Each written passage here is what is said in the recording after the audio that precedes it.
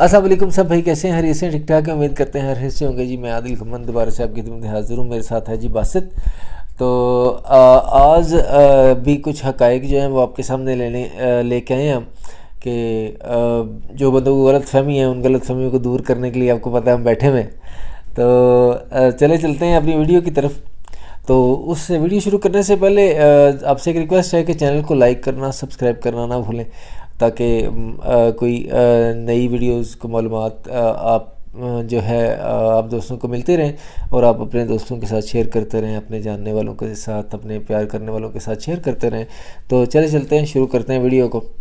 कि कल के दिन हम कल कर रहे थे बात हम वो तुर्की के बारे में, को जो उस्मानिया कैंप के बारे में। आई थिंक जी। हाँ कल बात, लेकिन मकसद आज की वीडियो बनाने का ये नहीं है कि मैं आपको दोबारा से बताऊं कि उस्मानिया कैंप में क्या हुआ था या वहाँ पे हमने क्या परेशानी देखी।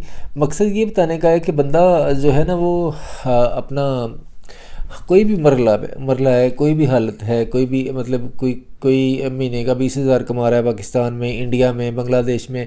कोई महीने का 30,000 कमा रहा है, कोई 50,000 कमा रहा है। कोई कहता है मैं जो 20 कमा रहा है वो कह रहा है 30 कमा लूँ तो मैं मेरा जो है वो ठीक हो जाएगा सिस्टम। जो 30 कमा रहा है वो कहता है मैं 50 कमा लूँ तो मेरा ठीक हो जाएगा सिस्टम। लेकिन देखें जी, अल्लाह पाक ने बंदे के लिए जो सोचा होता है ना वो बंदा अपने लिए नहीं सोच सकता। तो होना वही होता है जो अल्लाह पाक ने सोचा होता है। तो एक प्लान जो है वो बंदा बनाता है और एक प्लान जो है रब बनाता है। तो वो बंदा जो है सिर्फ कोशिश कर सकता है, बंदे के हाथ में सिर्फ कोशिश है। लेकिन आगे क्या होगा या आगे क्या होना है, आगे उसके लिए क्या लिखा है, वो तो अल्लाह पाक ने डिसाइड करना है ना जी। हम भी जब तुर्की में थे तो हम सोचते थे कि यार यूनान जाएंगे तो पता नहीं क्या हो जाएगा। तो यूनान पहुंचे तो पता लगा जी तुर्की में इससे ज़्यादा अच्छे थे, वहाँ पे कम से कम काम तो मिल जाता था। यहाँ पे तो हमें किसी ने घर में भी नहीं रखा, काम तो दूर की बात है। तो जब तुर्की में थे, जो यूनान पहुँचे, बोला सर्बिया पहुँच जाएंगे। सर्बिया में क्या हुआ वो आपको पता ही है। तो सर्बिया में बोस्निया पहुँच के समझो इटली पहुँच गए। इटली पहुँचे तो किसी ने, कोई जानने वाले ने हमारा फ़ोन भी नहीं उठाया। तो अभी जब आप इटली पहुंच जाते हैं, इटली पहुंच के कैंप में एक टाइम अपने गुजारना होता है, डॉक्यूमेंटेशन अपनी क्लियर कर लेते हैं। तो उसके बाद आपको काम ढूंढने में क्या परेशानी फेस आ सकती है या काम ढूंढने के लिए आपको क्या क्या जो है वो चीज़ें रिक्वायर होती हैं, वो चीज़ें आप बताएंगे आपको। कि एक तो इटली का जब आप कैंप में जाते हो तो वो आपको मतलब कपड़े शपड़े देते हैं, सारा कुछ करते हैं, क्योंकि और वो आपको बताते हैं कि फ्लाइंग डेट को आपको कस्तूरे लेके जाएंगे, जिसको किथाना कहते हैं। वहाँ पे आपके फिंगर्स वगैरह देंगे तो वो आपका रिकॉर्ड वहाँ पे ले लेते हैं। तो उसके बाद वो आपकी जैसे जोरन होती है, वो कोई छोटा मोटा डॉक्यूमेंट को रिसीव होता है वो आपको दे देते हैं।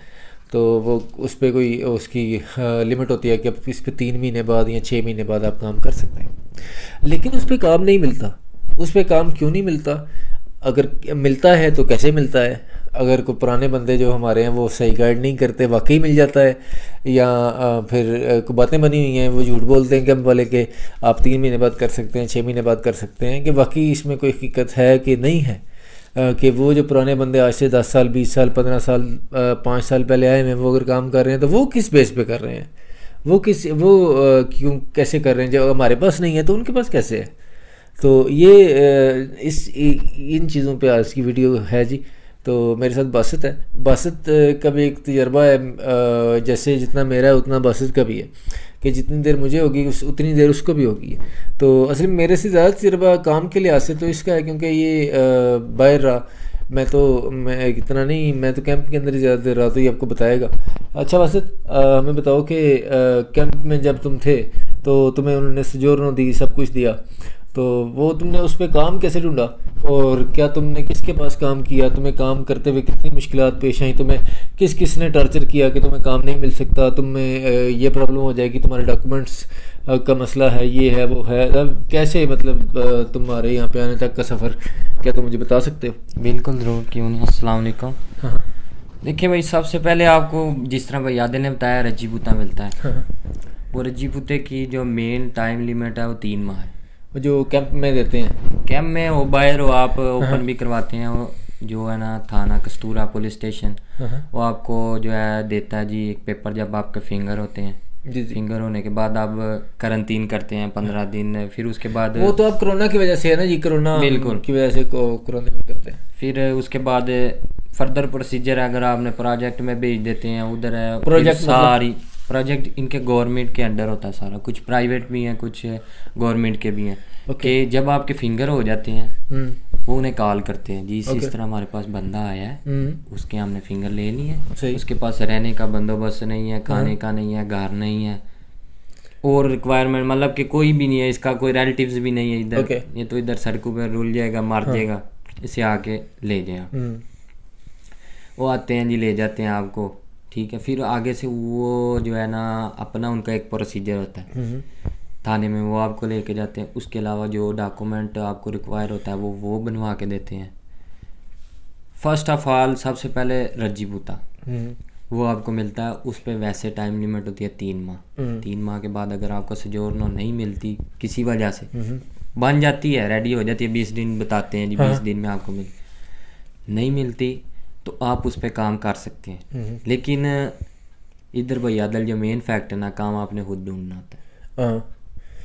जाहिर है वो कहीं पे भी काम आपने जो भाई है अपना इधर खुद ढूंढना है। अगर आपको कोई बताता ना फलां जगह पे आपका काम है पहुंच जाना, नहीं भी आती आप जाके उसे बोलेंगे जी मुझे इंग्लिश में बात करो, मुझे ये है वो है, उसको अगर बंदा चाहिए तो वो आपको लाजमी हायर करेगा। बिल्कुल। और दूसरी बात, काम जब मैं आया मुझे सबसे पहले रज्जीबूता मिला, फिर सोजोर्नो मिली, फिर रोज़े आ गए। मुझे सबसे पहले जो काम मिला जिस एरिया में मैं तो उधर सीजनल वर्क था, मतलब कि एक लिमिटेड, उधर सारे बीच थे, समुंदर वगैरह, टूरिस्ट वगैरह आते थे, 3 माह 4 माह जिसका जितना भी उतना काम था। तो काम मुझे कैसे मिला, हमारे कैंप में एक भाई थे माशाल्लाह 4 साल हो गए, उन्होंने बताया जी फलां जगह पे उनको बंदा चाहिए। सही है जी, मैं जाता हूँ। मैं गया, मैंने जाके जो उनका मेन जो है ना ऑनर था, हेड कापो कहते हैं उसे, मिला। मैं कहा जी आपका कापो किधर है? कहा जी वो रूम में बैठा है। मैं गया रूम में, मैंने से चाव वगैरह किया, अंदर एंटर हुआ, उसने कहा जी हाँ जी। तो मुझे कहता है किधर आए हो? मैंने कहा मुझे पता चला आपको बंदे की ज़रूरत है, मुझे काम की ज़रूरत है। तो उन्होंने कहा हाँ जी बिल्कुल हमें बंदे की ज़रूरत है। तो इधर ना बर्तन धोने को कहना लावा प्याती, मुझे बताया गया कि उधर वो है, मुझे मिल नहीं था रहा। मैं कहा चलो जो मिलता है। मैं उधर गया जी, मैंने कहा जी इस तरह मुझे पता चला आपको बंदे की ज़रूरत है। उन्होंने कहा हाँ जी बंदे की ज़रूरत है, लेकिन हमने बंदा ऑलरेडी रख लिया हुआ है। मैंने कहा सही है ठीक है। मुझे कहता है उसके अलावा और काम है वो करोगे? मैं कहा बिल्कुल करूँगा। क्या काम है? जी किचन में है सलाद वगैरह काटने का। ये तो और बेस्ट है, किचन में काम है, सही है। मैं नेक्स्ट डे उसने कहा जी सुबह 9 बजे आना आप, आपका ट्राई करेंगे जी। ट्राई होगी आप।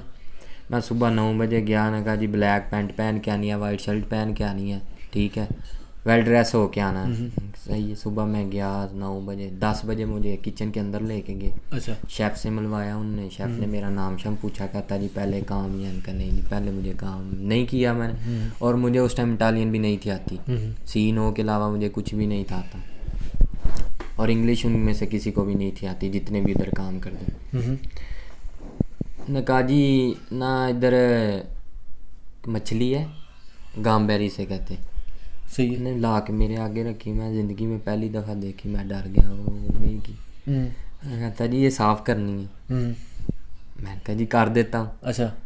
ने कोई मुझे तरीका बताया, उससे छिलका उतारना, अंदर से उसका ना आंत कहते हैं, वो निकालनी है, इसके साथ निकाल देते हैं। मैं साफ़ सूफ की, जो काम उसने मुझे बताया था बाद में, कहता है जो हम इधर प्रोफेशनल हो के काम 30 मिनट में करते हैं ना, वो तुमने 15 मिनट में किया है, ठीक है। तो आया बाद में कापो, कहता जी हाँ जी बच्चा लड़का कैसा है? मैंने कहा जी लड़का बड़ा ठीक है, मुझे यही लड़का चाहिए। इस तरह मैं सेटल हुआ। मुझे ना लैंग्वेज आती थी ना काम का पता था। आहिस्ता आहिस्ता आहिस्ता आहिस्ता फर्दर वो मुझे बताते कि ये काम इस तरह इस तरह इस तरह करना है। और भैया इधर मुझे अभी तक जितना इधर काम मैंने 2-3 जगह पे किया है, जितना मज़ा उधर काम करने का है मुझे नहीं कहीं। बिल्कुल नहीं, ये चीज़ मैं कोई गलती पहले करता बताई थी। मतलब ये चीज़ मैं पहले बताई थी कि वो अभी तक फ़ोन करते हैं मुझे कि मुझे अभी तक लास्ट वीक उसने फ़ोन किया था, हाँ जी किधर हो काम। हालांकि उसके पास काम नहीं है, क्योंकि सीजनल वर्क आपको पता है जब ख़त्म हो गया, होटल बंद हो गया, खत्म है। जब अगली दफ़ा खुलेगा वो सीजन वर्क जब होटल मतलब होटल का काम है या किसी चीज़ का काम है, जब वो रेस्टोरेंट का है, वो किसी बीच पे रेस्टोरेंट्स होते हैं, उनमें सारी बात है, गर्मियों में काम होता है, सर्दियों में उनमें काम नहीं होता, बिल्कुल वो बंद हो जाते हैं। तो वो हालांकि उसके पास काम नहीं भी था अभी प्रॉपर, तो उसने इनको फ़ोन करके बोला था कि मेरे पास आ जाओ। तो लिहाजा बात आप सारी बात बताने का मकसद ये है कि काम तलाश करना कोई मुश्किल नहीं है, काम तलाश करें। जैसे कि पट्टी साहब भी वीडियो में बताते रहते हैं, तलाश करने के लिए आपको खुद भाई निकलना पड़ना है। ये झूठ है कि घर आपके कोई के उठे काम आगे चलिए, बिल्कुल ये बात नहीं है भाई इधर, बिल्कुल। लेकिन ये है काम आपको खुद ढूंढना है, यहाँ पे आके भी आपको काम की तलाश खुद करनी है और मेहनत करनी है, कहीं पे भी करनी तो पड़ेगी। क्या ख्याल है? तो बस ज़िंदगी के अंदर मुश्किलात और परेशानियाँ तो आती हैं। तो बाकी ये है कि आप लोगों को बार बार ये एक चीज़ बताना मुझे भी अच्छा नहीं लगता, या मुझे भी ये चीज़ बिल्कुल पसंद नहीं कि बंदे की अपनी ज़ात की नफ़ी होती है कि बार बार एक बात करे कि नहीं इस तरह हुआ और उस तरह हुआ।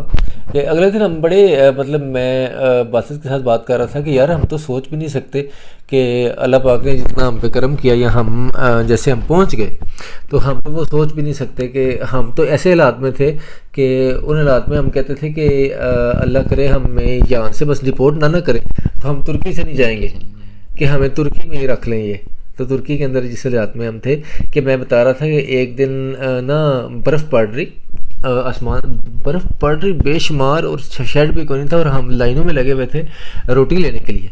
तो ऊपर से बर्फ़ पड़ रही, तकरीबन शूज़ जो थे ना, शूज़ से ऊपर तक बर्फ़ हो गई हुई थी, शूज़ अंदर से गीले हो गए हुए थे।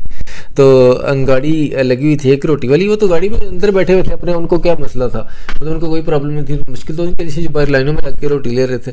तो शेड भी ऊपर कोई नहीं, ऊपर बर्फ़ पड़ती जा रही है। एक ही सूट था जो कैंप में जिस दिन पकड़े गए थे उस दिन पहन के हम आए थे, और वही सूट हमने जो है वो रखा बाद में।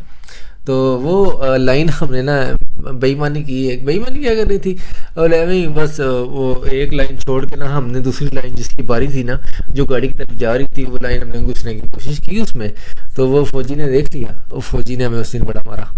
तो मैं कह रहा था कि यार इस तरह की भी ज़िंदगी है कि एक ऊपर से आप देखें कि खाना हम किस हालात में खाना ले रहे हैं, खाते भी ना तो फिर आधी ब्रेड कितनी की होती है। एक ब्रेड आपने देखी होगी फिल्मों के अंदर देखी होगी, या मैं वैसे कहीं देखी होगी कि जैसे हमारी ब्रेड होती है वो लंबी सी ब्रेड देते हैं, में तुर्की में इकमिक कहते हैं और यूनान के अंदर सोमी कहते हैं, और यहाँ पे मेरे ख्याल से पाना कहते हैं, पानी कहते हैं। तो वो ब्रेड जनाब, वो एक ब्रेड आप कह लें कि सारे दिन में आपने एक ब्रेड खानी है, उसका तीसरा हिस्सा एक टाइम देते हैं, फिर दूसरे टाइम, फिर तीसरे टाइम, इनके 3 टाइम में अगर आपको इतनी रोटी मिलनी है तो आप एक टाइम की मिस करेंगे तो आप जिंदा कैसे रहेंगे।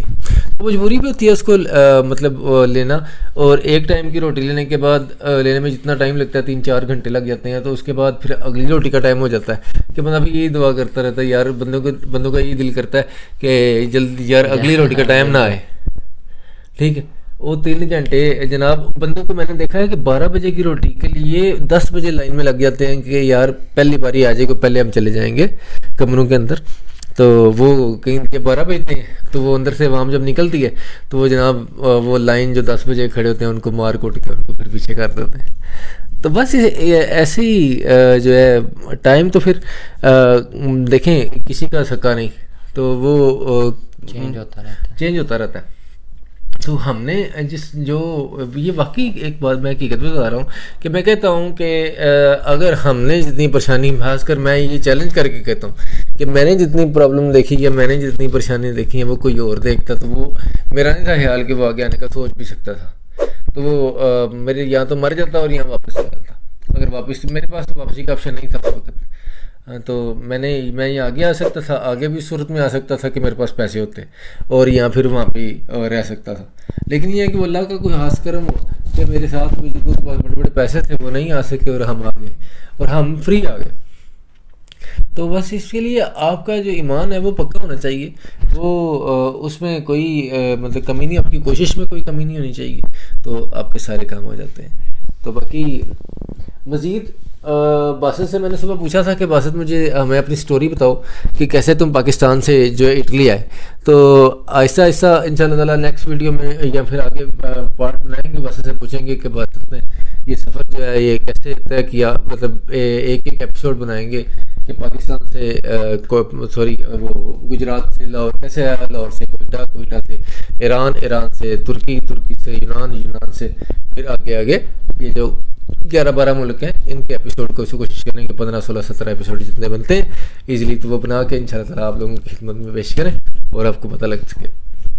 ले नाज़रीन, फ़ी मान अल्लाह, अल्लाह हाफ़िज़, अपना ख्याल रखिएगा, दुआ में याद रखिएगा। बस हाँ जी, अस्सलाम वालेकुम साहब को। हाँ जी, और चैनल को लाइक करना, सब्सक्राइब करना।